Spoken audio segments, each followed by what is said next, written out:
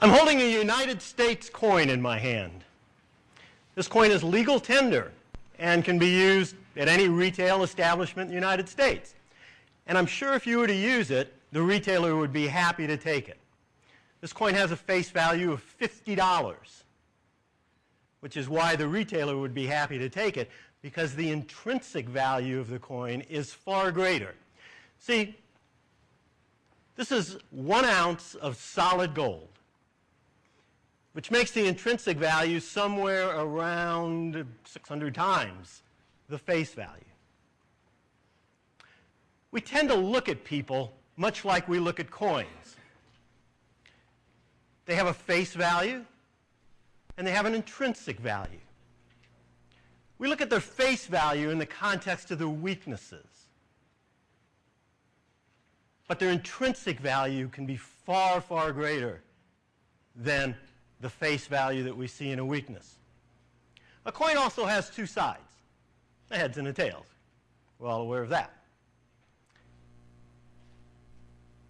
We all have 2 sides as well. Actually, we're multifaceted, but we're going to talk about 2 sides of 1 coin. And let's talk about the sides of weakness and strength. Specifically, I want to mention the power of procrastination. By the way, we have a visitor from South Africa here. And Tumi, please take my advice and don't use this for a $50 purchase at any retail store, okay? Thank you. We've all procrastinated, haven't we? And we've all known people that have procrastinated. In fact, procrastination is generally viewed as one of the biggest weaknesses and one of the primary causes of failure in the United States. But is it really? Let me give you an example of procrastination that I think we're all familiar with. This is Huckleberry Finn. And if you went to high school in the United States, you are probably very familiar with this book. Let me set the stage. It's your first day in 9th or 10th grade, depending on the school, I think. And you walk into your English class, and the teacher has a stack of books that probably look just like this on her desk. She asks somebody to hand out the books, and it gets handed out to all the students. And she says, "Class, we have a project for this semester. The project is that you are to read this book and write a book report. And this book report is due on the last day of this semester. About 25% of your grade in this class is going to be based on the book report that you do on this book." Remember that? Now let me ask this question. When did most of you start reading the book? Did you start reading it on that first day of class when it was assigned? Cliff Notes. Or did you start reading those Cliff Notes, or perhaps the book? Well, maybe, I'll give you some credit here. About a week before it was due, right? In fact, this book is probably the tool or the medium by which you first learned the concept of the all-nighter, right? Now, that's a concept that held you in really good stead if you went to college later on or at work. Now, let me ask this. Did you fail that course? Did you fail the book report? Now, I'm going to suggest, because I've got a room full of intelligent, highly educated, and prosperous and successful people, that you probably did pretty good on that book report, didn't you? Despite the fact that although you had a full semester to read this book and write on it, you probably got it done in a week and included your first all-nighter. Did you procrastinate? You betcha you procrastinated. But then what happened? That deadline started to loom, and it got bigger and bigger and bigger until it was the only thing you could see. And you started thinking, what if I don't get this done? It's 25% of my grade. What are my parents going to say? What are my teachers going to say? How's this going to look on my transcripts if I want to get into college? So not only did the deadline loom larger and larger and larger, but the consequences of missing that deadline got bigger and bigger and bigger. And it caused you to move into action. It caused the adrenaline to flow. It caused the heart to pump, and it caused you to focus like a laser. In my day, we didn't have lasers, so I couldn't tell you what that was. But it caused you to focus like a laser on this particular task. Remember that?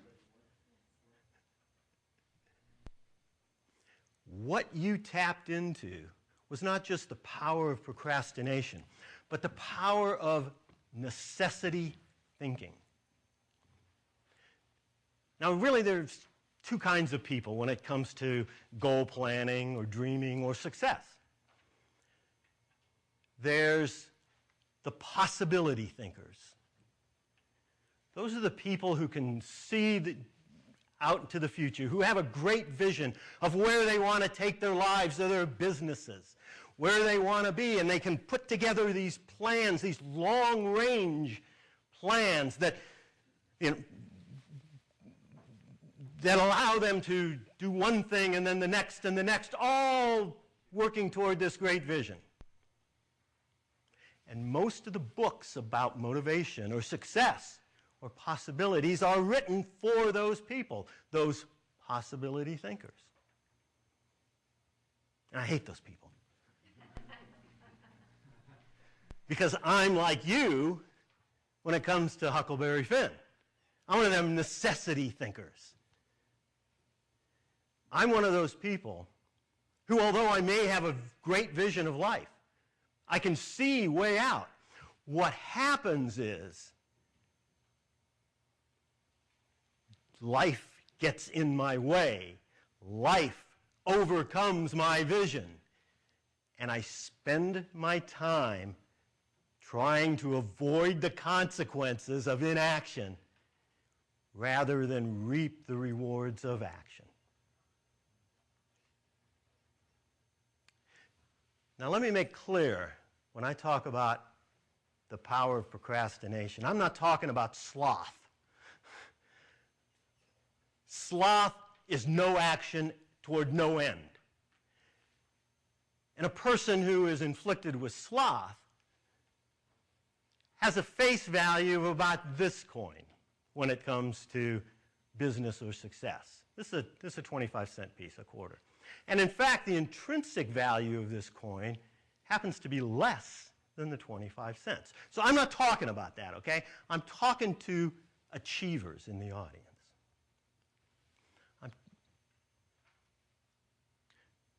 How many people do you know in your life have read a book and it changed their life?